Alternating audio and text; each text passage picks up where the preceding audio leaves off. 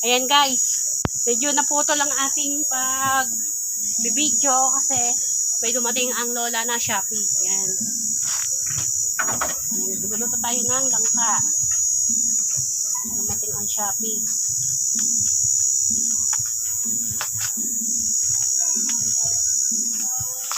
Dumating ang Shopee ng inyong lola kaya nabitin ang pagbibideo.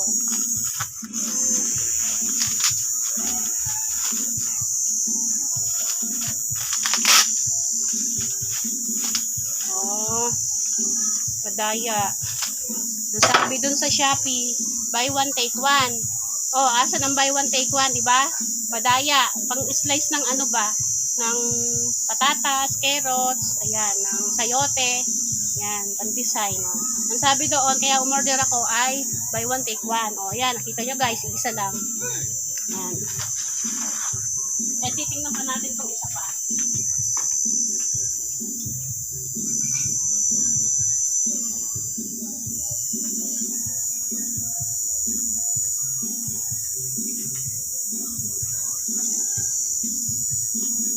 Madaya din, iba? Sa Shopee. Yan, ito naman yung isa. Ito, umorder tayo ay yan, lagayan ng katol. Ayan. Para pag nanonood ng TV si Mister, yung paanong daw niya ay ano, yung nilalamok. Yan, bumili tayo nito. Lalagyan ng katol. Ayan. Tayo ay nagluluto ng masarap na langka. Ayan. Pinapakati-kati pa natin ang kanyang sabaw.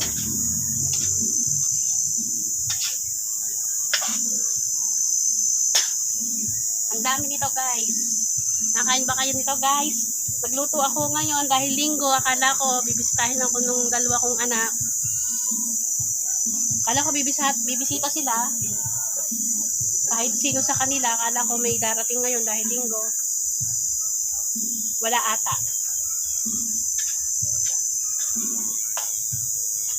Ito ay bunga ng aking langka. Ayan.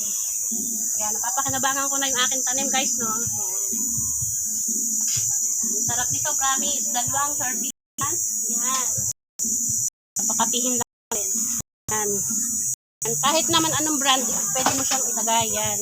Ang gusto ko, Ligo. Ayan, dalawa. Kukuha tayo ng asin. Ayan, oh, sarap. Ang dami, oh. Bihirang-bihira akong makapagkulay nito. 2 beses pa lang ako nakakapagkulay mula nang bumunga yung aking langka. Ayan. Kasi yung iba pahinugin na yan. Nakatira na yung pahinugin.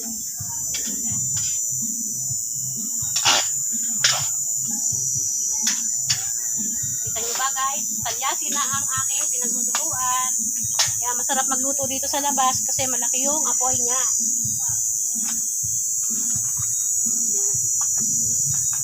Ingat nga lang pag sa ganito nagluluto kasi medyo masyadong mainit.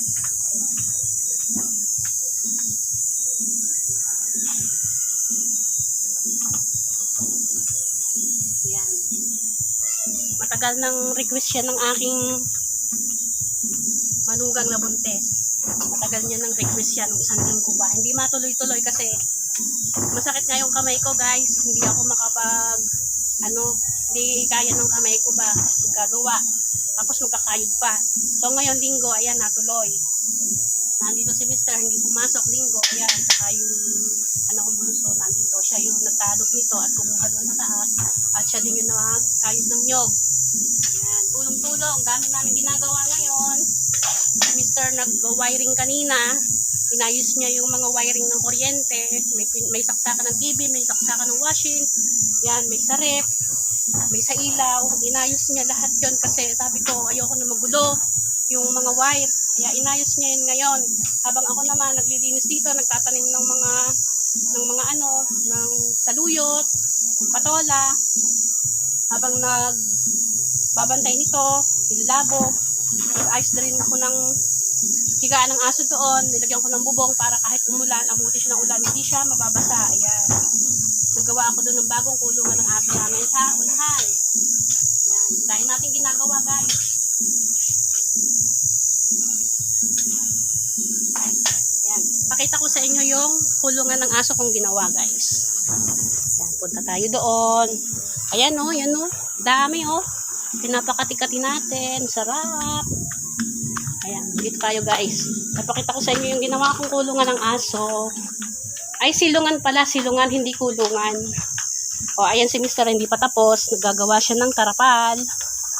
Ayan guys. Yung ginawa ko kanina, pinag-aabalahan ko yan. Ayan. At nagpala-pala na rin ako ng mga buha-buhangin. Ayan, nilagay ko doon para hindi masyadong mangalat.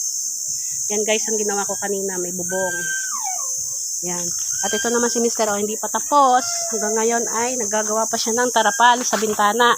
Para pag umulan daw, hindi daw masyadong aampias. Yan.